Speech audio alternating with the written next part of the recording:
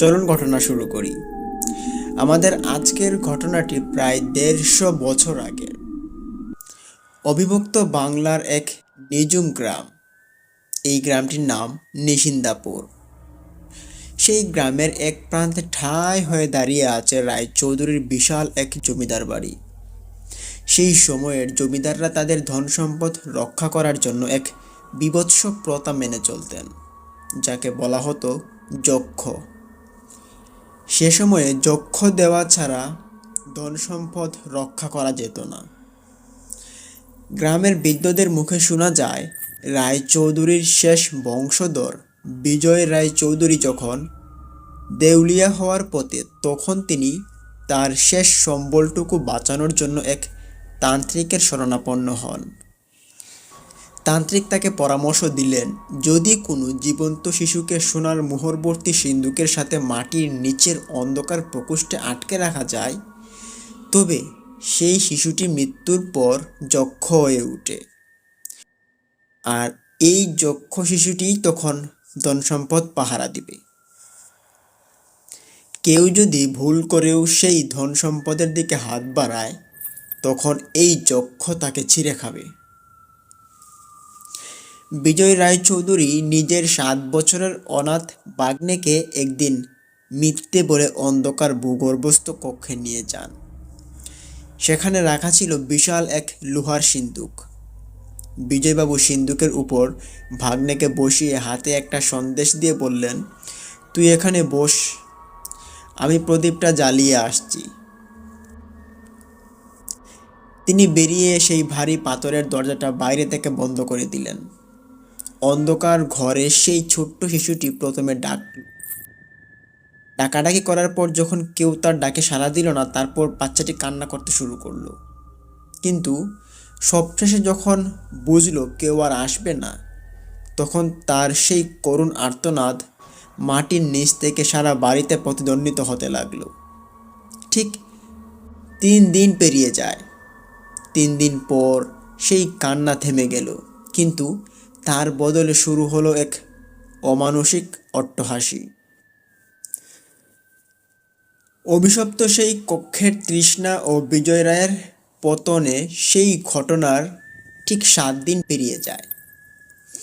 নিশিন্দাপুরের আকাশে তখন কালো মেঘের ঘনঘটা। বিজয় রায়চৌধুরী উপরের মহলে একা বসে মদ্যপান করছিলেন। সারা বাড়িতে কোনো দাস দাসী টিকতে পারছিল না।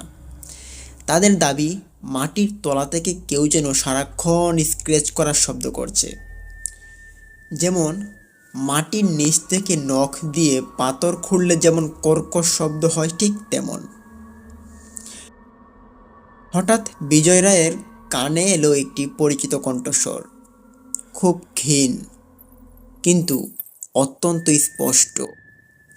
নিচে থেকে কেউ ডাকছে, মামা, প্রদীপটা জ্বালিয়ে দিয়ে গেলে না যে, বড় অন্ধকার এখানে।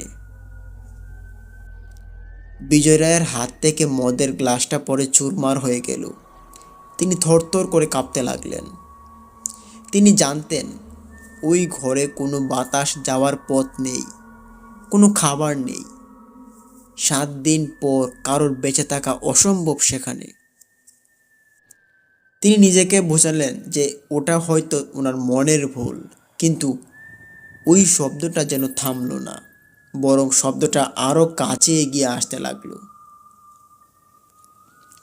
মনে হলো সিঁড়ি দিয়ে কেউ হেঁচড়ে হেঁচড়ে উপরে উঠে আসছে। সেই রাতে গ্রামের মানুষ দেখেছিল এক অদ্ভুত দৃশ্য। রায়চৌধুরী বাড়ির সবকটি জানালা ধপাধপ বন্ধ হয়ে যাচ্ছে, আর ভেতর থেকে ভেসে আসছে অমানুষিক আর্তনাদ। বিজয় রায় পাগলের মতো চিৎকার করে বাড়ি থেকে বেরিয়ে এলেন। তার চোখ দুটো কোটর থেকে বেরিয়ে আসার উপক্রম। গায়ের জামাকাপড় ছিন্ন ভিন্ন। তিনি গ্রামের মুরলে পায়ে আছড়ে পড়ে বললেন, ও আসছে, ও সোনার মোহর চায় না, ও রক্ত চায়। ওর গায়ের চামড়া পাথরে ঘষা লেগে উঠে গেছে, তবুও সে হাঁটছে। পরদিন সকালে গ্রামের সাহসী কিছু মানুষ লাঠিসোঁটা নিয়ে জমিদার বাড়িতে ঢুকলো। তারা যা দেখলো তাতে সবার রক্ত যেন হিম হয়ে গেল। বিজয় রায়চৌধুরী তার নিজের শোবার ঘরে মৃত অবস্থায় পড়ে আছেন। তবে আশ্চর্যের বিষয় হলো তার শরীরে কোনো আঘাতের চিহ্ন নেই, কিন্তু তার সমস্ত শরীরের রক্ত যেন কেউ শুষে নিয়েছে। তার দেহটা একদম ফ্যাকাশে হয়ে গেছে, ঠিক যেন একটা মোমের পুতুল। সবচেয়ে ভয়ঙ্কর ব্যাপার ছিল মেঝের ধুলোয় পড়ে থাকা পায়ের ছাপ। সেই ছাপগুলো কোনো মানুষের নয়, ওগুলো ছিল ছোট ছোট হাড়ের ছাপ, যেন মাংসহীন কোনো পা হেঁটে গেছে। সেই ছাপগুলো অনুসরণ করে তারা সেই ভূগর্ভস্থ কক্ষের দরজার সামনে গিয়ে দাঁড়ালো এবং সেখানেই গিয়ে থামল। সেই ভারী পাথরের দরজা সবাই দেখতে পেল, যা বাইরে থেকে তালাবদ্ধ ছিল। তা এখন আধ খোলা অবস্থায়। ভেতর থেকে একটা পচা মাংসের গন্ধ আর ঠান্ডা বাতাস আসছিল। ওখানে কেউ ভেতরে ঢোকার সাহস পেল না। শুধু দেখা গেল দরজার গায়ে রক্ত দিয়ে কেউ লিখে রেখেছে তৃষ্ণা মেটেনি। তখন এ দৃশ্য দেখে ভয়ে গ্রামবাসী সেই কক্ষের মুখ বড় বড় পাথর আর মাটি দিয়ে চিরতরে বন্ধ করে দিল। কিন্তু অভিশাপ কি তাতে থেমে থাকে? গ্রামের মানুষের বিশ্বাস ছিল যে সেই সিন্দুক আর তার রক্ষক আজও সেই ধ্বংসস্তূপের নিচে অপেক্ষা করে আছে। যারা লোভে পড়ে সেই ধ্বংসাবশেষের ধারে কাছে গেছে তারা আর কোনোদিন সুস্থ অবস্থায় ফিরে আসেনি। শোনা যায় আজও অমাবস্যার রাতে গ্রামের গবাদি পশুরা অদ্ভুতভাবে নিখোঁজ হয়ে যায় এবং পরদিন তাদের রক্তহীন দেহ পাওয়া যায় ওই জঙ্গলের ধারে। বিজয় রায়চৌধুরীর মৃত্যুর পর প্রায় 1 শতাব্দী কেটে গেছে। নিশিন্দাপুরের সেই অভিশপ্ত জমিদার বাড়ি এখন এক কঙ্কালসার ধ্বংসস্তূপে পরিণত। চারদিকে লতা, গুল আর বটগাছের শিকড় বাড়িটাকে আষ্টে পৃষ্ঠে যেন জড়িয়ে ধরেছে, যেন কোনো এক অশুভ শক্তিকে মাটির নিচে চেপে ধরে রাখার চেষ্টা করছে। কিন্তু রক্ত যার নেশা, তাকে কি আর শিকল দিয়ে বেঁধে রাখা যায়? একসময় গ্রামবাসীদের মধ্যে কিছু সংখ্যক লোক ওই বাড়িতে যাওয়ার সিদ্ধান্ত নেয়। তখন গ্রামবাসীরা সবাই মিলে নিষেধ করেছিল। নিষেধ করা সত্ত্বেও তারা কিছু সংখ্যক সাহসী লোক সেই ধ্বংসস্তূপে প্রবেশ করল। রাত তখন 2য় প্রহর, চারদিকে নিস্তব্ধ। তারা অনুভব করল যে এমনকি আশপাশে যে ঝিঁঝি পোকার ডাকও সেখানে শোনা যাচ্ছিল না। এরকম একটি অবস্থা সেখানে, যেন কোনো এক অদৃশ্য শিকারীর ভয়ে প্রকৃতিও শ্বাসরুদ্ধ করে আছে। ওখানে থাকা পুরনো নথিপত্র ঘেঁটে তারা সেই গোপন কক্ষের মুখটা খুঁজে বের করলো। বড় বড় পাথর সরিয়ে যখন তারা সুড়ঙ্গের ভেতর ঢুকলো, তখন এক ভ্যাপসা গন্ধে তাদের দম আটকে আসার মতো উপক্রম হলো।